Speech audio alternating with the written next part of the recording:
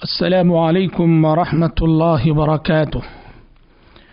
الحمد لله رب العالمين، والصلاة والسلام على أشرف الأنبياء والمرسلين وعلى آله وأصحابه أجمعين وعلى من تبعهم بإحسان إلى يوم الدين. أما بعد، أعوذ بالله السميع العليم من الشيطان الرجيم من همزه ونفخه ونفسه.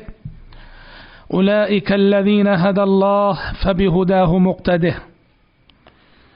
سامعین کرام، ہفتہ واری پروگرام نیک لوگوں کی صحبت میں اس کی ایک اور کڑی لے کر آج میں آپ کی خدمت میں حاضر ہوا ہوں. آج ہم انشاءاللہ تعالی گفتگو کریں گے صحابی رسول حضرت عبداللہ بن زبیر رضی اللہ عنہ کے حالات زندگی کے سلسلے میں. حضرت عبداللہ بن زبیر رضی اللہ عنہ جو حواری رسول اللہ حضرت زبیر ابن عوام رضی اللہ عنہ کے بیٹے ام المومنین عائشہ صدیقہ رضی اللہ عنہا کی بڑی بہن حضرت اسماء کے بیٹے ابو بکر صدیق رضی اللہ عنہ کے نواسے، کیا نسبتیں ہیں! اللہ اکبر. حسب و نسب کے اعتبار سے کس قدر قابل فخر سرمایہ یہ اپنے پاس رکھتے ہیں.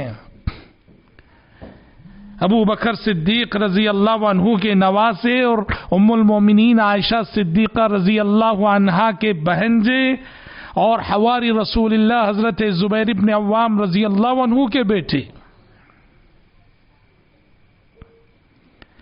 حضرت عبداللہ بن زبیر رضی اللہ عنہ کی ولادت سن 1 ہجری میں ہوئی، یعنی پیارے نبی کے ہجرت مدینہ کے بعد، اور بعض روایتوں کے مطابق سن 2 ہجری کے آغاز میں ہوئی. اور حضرت عبداللہ بن زبیر رضی اللہ عنہ کی ولادت کا واقعہ عہد مدنی میں غیر معمولی اہمیت کا حامل تھا، اس لیے کہ جب پیارے نبی صلی اللہ علیہ وسلم اور حضرات صحابہ کرام رضوان اللہ علیہم اجمعین ہجرت کر کے جب مدینہ پہنچے تو اللہ کی آزمائش دیکھیے. مدینہ پہنچنے کے بعد مہاجرین میں کسی کو اولاد نہیں ہو رہی تھی. دیکھو اللہ کیسے آزماتا ہے، ایمان کا اور عقیدے کا کیسا سخت امتحان رب العالمین لیتا ہے کہ جن صحابہ نے اس کی راہ میں اتنی عظیم قربانیاں دی ہیں اور سبحان اللہ کہ ان کے گھر اولاد نہیں ہو رہی ہے. یہاں تک کہ یہ خبریں مکے تک پہنچ گئیں. مکے والے تانا دینے لگے، کہنے لگے کہ ہمارے خدا تم سے ناراض ہو گئے ہیں، اسی لیے تمہیں اولاد نہیں ہو رہی ہے. اور مدینے میں جو یہود تھے وہ یہ تانا دے رہے تھے کہ ہم نے تم پہ جادو کر رکھا ہے تاکہ تم مہاجرین میں کسی کو اولاد ہی نہ ہو. اس طرح ایک مرحلہ آزمائش کا گزرا مہاجرین پر، اور مہاجرین کے گھر سب سے پہلے جس بچے کی ولادت ہوئی وہ حضرت عبداللہ بن زبیر رضی اللہ عنہ تھے. حضرت عبداللہ بن زبیر رضی اللہ عنہ کی ولادت کا دن مدینے والوں کے لیے، مسلمانوں کے لیے، صحابہ کے لیے اور خصوصاً مہاجرین کے لیے ایک بڑی خوشی اور مسرت کا دن تھا.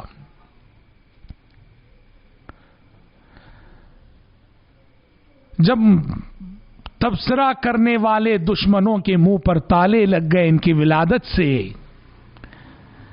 پیارے نبی صلی اللہ علیہ وسلم نے کھجور چبا کر تحنیک کی. تحنیک یعنی آپ نے کھجور چبا کر حضرت عبداللہ بن زبیر رضی اللہ عنہ کے منہ میں ڈالا. اس طرح انہیں یہ اعزاز ملا کہ پہلی غذا جو انہوں نے دنیا میں کھائی پیارے نبی صلی اللہ علیہ وسلم کا لعاب مبارک اس میں شامل تھا. اللہ اکبر. بڑی عبادت گزار صحابی تھے عبداللہ بن زبیر رضی اللہ عنہ، بڑی عبادت گزار. اہل علم نے لکھا ہے کہ 3 چیزوں میں ان کا کوئی مقابلہ نہیں تھا. کوئی مقابل نہیں تھا. ایک ہے شجاعت, ایک ہے عبادت, اور ایک ہے فصاحت و بلاغت. بڑے بہادر تھے اور عبادت بھی خوب کرتے تھے اور زبان کے بھی بڑے فصیح و بلیغ تھے. اور ان کی نماز کے تو کیا کہنے, بڑی خشوع خضوع والی نماز پڑھا کرتے تھے. جب یہ نماز کے لیے کھڑے ہوتے تھے اتنے ادب سے, اتنے احترام سے اور اتنا خاموش کھڑے رہتے, دیکھنے والے کہتے کہ جیسے کوئی چٹان کھڑی ہوئی ہے. جس طرح ایک کھڑی ہوئی چٹان ذرا بھی اس میں حرکت نہیں ہوتی, نماز میں جب یہ کھڑے ہوتے تھے تو بالکل ویسے ہی بنا حرکت کے پورے ادب کے ساتھ, سکون کے ساتھ کھڑتے تھے.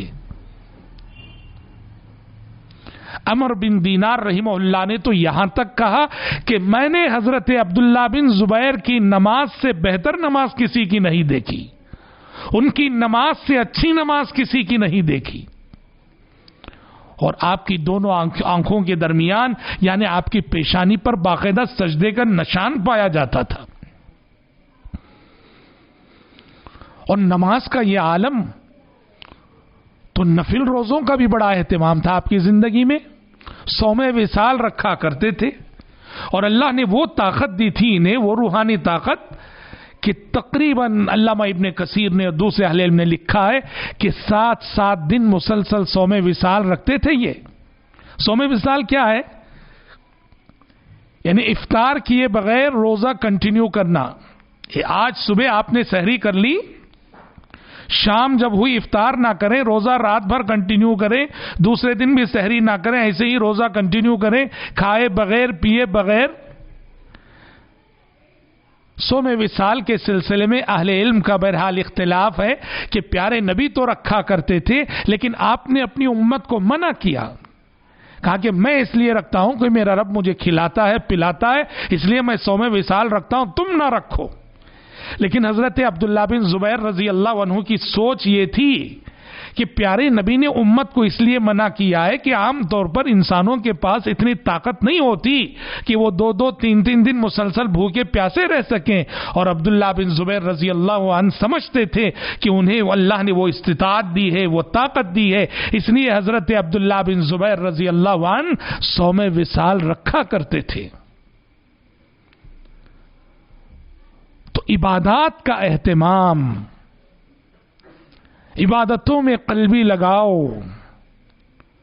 پوری توجہ اور انہماک کے ساتھ نماز پڑھنا, پورے خشوع خضوع کے ساتھ نماز پڑھنا, تعلق باللہ کے جذبے سے نفل روزوں کا اہتمام کرنا, حضرت عبداللہ بن زبیر رضی اللہ عنہ کی زندگی کا ایک بہت بڑا سبق ہے اور ان کی زندگی کا ایک قابل تقلید پہلو ہے. اور جب حضرت عمر بن خطاب رضی اللہ عنہ کے زمانے میں فتوحات کا سلسلہ شروع ہوا, حضرت عمر, حضرت عثمان رضی اللہ عنہما, تو باقاعدہ حضرت عبداللہ بن زبیر رضی اللہ عنہ نے ان فتوحات میں بھی حصہ لیا, جنگوں میں شرکت کی, کئی لمبے سفر کیے انہوں نے جہاد کے. حتیٰ کہ وہ فوج جس فوج نے یزید بن معاویہ رحمہ اللہ کی قیادت میں قسطنطنیہ پر حملہ کیا تھا, اس فوج میں بھی حضرت عبداللہ بن زبیر رضی اللہ عنہ شامل رہے.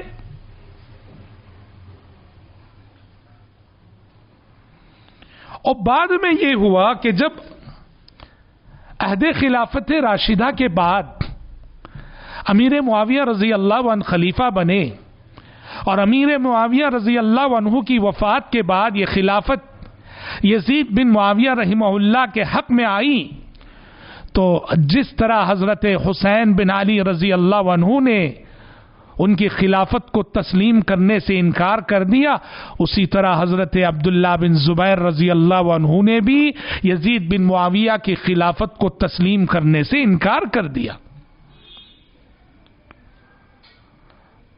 اور بنو امیہ کے گورنر کی گرفت اور پکڑ سے بچنے کے لیے حضرت عبداللہ بن زبیر رضی اللہ عنہ مکہ چلے گئے اور مکے میں پناہ گزین ہو گئے. یزید بن معاویہ رحمہ اللہ نے کافی کوشش کی کہ کسی طرح عبداللہ بن زبیر رضی اللہ عنہ کو منوا لیا جائے، کسی طرح وہ آ کر بیعت کر لیں، پر حضرت عبداللہ بن زبیر رضی اللہ عنہ کا موقف تھا، ان کی رائے تھی، وہ یزید بن معاویہ رحمہ اللہ کی خلافت کو انہوں نے تسلیم نہ کیا اور مکے ہی میں پناہ گزین رہے۔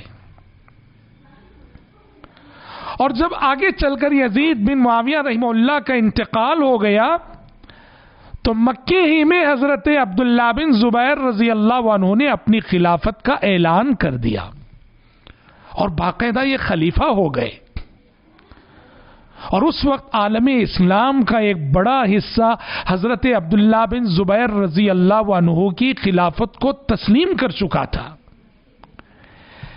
اسی لیے تاریخ کے بہت سارے اہل علم نے شرعی خلفاء جن کی خلافت شرعی تھی ان میں باقاعدہ حضرت عبداللہ بن زبیر رضی اللہ عنہ کو بھی شمار کیا ہے اور ان کی خلافت کو شرعی خلافت تسلیم کیا ہے۔ لیکن ہوا یہ کہ بعد میں بنو امیہ کی گرفت خلافت پہ مضبوط ہو گئی، خلافت پہ ان کی پکڑ مضبوط ہو گئی، تو حضرت عبداللہ بن زبیر رضی اللہ عنہ کی جو خلافت تھی، ان کا جو اقتدار تھا مکے میں، بنو امیہ کے حکمرانوں نے اس کا خاتمہ کر دیا۔ چنانچہ عبد الملک بن مروان نے حجاج بن یوسف کو حکم دیا اور حجاج بن یوسف نے عبد الملک بن مروان کے حکم سے حضرت عبداللہ بن زبیر رضی اللہ عنہ پر حملہ کر دیا مکے میں۔ چاروں طرف سے مکے کو گھیر لیا گیا، باہر سے کوئی چیز مکہ نہیں جا سکتی تھی۔ نتیجہ یہ ہوا کہ اہل مکہ جو حضرت عبداللہ بن زبیر رضی اللہ عنہ کے وفادار تھے اور ان کے ساتھ کھڑے تھے، ان میں سے بہت ساروں نے ہتھیار ڈال دیے، اس لیے کہ فقر و فاقہ آ گیا، بھوکمری آ گئی، کھانے کے لیے کچھ نہ تھا، اور ایسے نازک حالات آ گئے اور ایسی بھوکمری آئی کہ خود حضرت عبداللہ بن زبیر رضی اللہ عنہ کو اپنے ساتھیوں کو کھلانے کے لیے اپنا ذاتی گھوڑا بھی ذبح کر دینا پڑا۔ اور جب حالات بہت ہی تنگ ہو گئے اور حضرت عبداللہ بن زبیر رضی اللہ عنہ کو اندازہ ہوا کہ اب پانی سر سے اونچا ہو گیا ہے، اب شاید فیصلہ کن معرکہ ہونے والا ہے، وہ سیدھے اپنی والدہ حضرت اسماء کے پاس گئے، جو اس وقت نابینا ہو چکی تھی، بینائی ان کی جا چکی تھی۔ اپنی والدہ حضرت اسماء سے حضرت عبداللہ بن زبیر رضی اللہ عنہ نے عرض کیا کہ اب حجاج کی فوج سے فیصلہ کن معرکہ ہونے والا ہے اور بہت سارے ساتھی ان کا ساتھ چھوڑ چکے ہیں۔ تو ماں نے حوصلہ دیا، ہمت بڑھائی اور کہا کہ بیٹے حق پر ہو تو خون کا آخری قطرہ بہنے تک اسی راستے پر جمے رہو۔ ماں کا یہ جملہ سن کر حضرت عبداللہ بن زبیر رضی اللہ عنہ کو حوصلہ ملا۔ پھر حضرت عبداللہ بن زبیر نے کہا کہ ماں مجھے ڈر ہے کہ میری شہادت کے بعد دشمن میری لاش کے ساتھ مصلح کرے گا۔ مصلح کسے کہتے ہیں؟ اس زمانے میں انتقام کی آگ بجھانے کے لیے دشمن کی لاش کے ساتھ مصلح کیا جاتا تھا، یعنی اس کے چہرے کو مسخ کیا جاتا تھا، آنکھیں نکال لی جاتی، کان کاٹ دیے جاتے، ناک کاٹ دی جاتی، بھیانک ہو جایا کرتا تھا چہرہ۔ تو حضرت عبداللہ بن زبیر نے کہا مجھے ڈر ہے کہ میری شہادت کے بعد دشمن میری لاش کے ساتھ مصلح کرے گا۔ تو حضرت اسماء نے کہا تھا کہ بیٹے بکری کو جب ذبح کر دیا جاتا ہے اور اس کے بعد جب اس کی چمڑی چھیلی جاتی ہے تو بکری کو کچھ تکلیف نہیں ہوتی۔ ماں کے ان جملوں کو سن کر بڑا حوصلہ ملا، بڑی ہمت ملی، اور آئے حضرت عبداللہ بن زبیر اور حجاج بن یوسف کی فوج سے لڑتے لڑتے جام شہادت نوش کر لیا۔ سن 70 پر 3 ہجری کا یہ واقعہ ہے۔ سن 70 پر 3 ہجری میں شہید ہو گئے حضرت عبداللہ بن زبیر رضی اللہ عنہ مکہ مکرمہ میں، اور بعد میں حجاج بن یوسف نے اپنے انتقام کی آگ بجھاتے ہوئے حضرت عبداللہ بن زبیر کی لاش کو سولی پہ لٹکایا. اور جب حضرت اسماء کو پتہ چلا، حضرت اسماء گئیں حجاج بن یوسف کے پاس، انہیں پتہ چلا کہ حضرت عبداللہ بن زبیر کی لاش لٹک رہی ہے، تو کہنے لگی اما آن لہذا الراکب ان یستریح، کیا اس شہ سوار کے آرام کرنے کا وقت ابھی نہیں آیا؟ پھر حجاج بن یوسف کی آنکھوں میں آنکھیں ڈال کر حضرت اسماء نے کہا تھا کہ میں نے پیارے نبی کو فرماتے ہوئے سنا تھا کہ قبیلے ثقیف میں ایک جھوٹا انسان پیدا ہوگا اور ایک سفاک اور خون ریز انسان پیدا ہوگا. جھوٹے انسان کو تو میں دیکھ چکی تھی مختار بن نبی عبید الثقفی کی صورت میں، سفاک اور خون ریز انسان کو آج میں نے دیکھ لیا اے حجاج تیری شکل میں اور تیری صورت میں. اس طرح حضرت عبداللہ بن زبیر رضی اللہ عنہ کی ایک مثالی زندگی کا خاتمہ شہادت پر ہوا، اور شہید ہو گئے، اور شہید ہو کر اللہ کو پیارے ہو گئے. اور ان کی شہادت کے چند مہینے بعد ان کی والدہ ماجدہ بھی دنیا سے رخصت ہو گئیں اور دنیا والوں کو الوداع کہہ گئیں. رضی اللہ عنہما و ارضاہما. دعا ہے رب العزت سے کہ پروردگار عالم مجھ کہنے والے کو اور آپ سبھی سننے والوں کو حضرت عبداللہ بن زبیر اور ان کی بہادر ماں حضرت اسماء رضی اللہ عنہما ان جیسے جلیل القدر صحابہ کے نقش قدم پر چلنے کی توفیق عطا فرمائے. آمین ثم آمین. وآخر دعوانا ان الحمد للہ رب العالمین. والسلام علیکم ورحمۃ اللہ وبرکاتہ.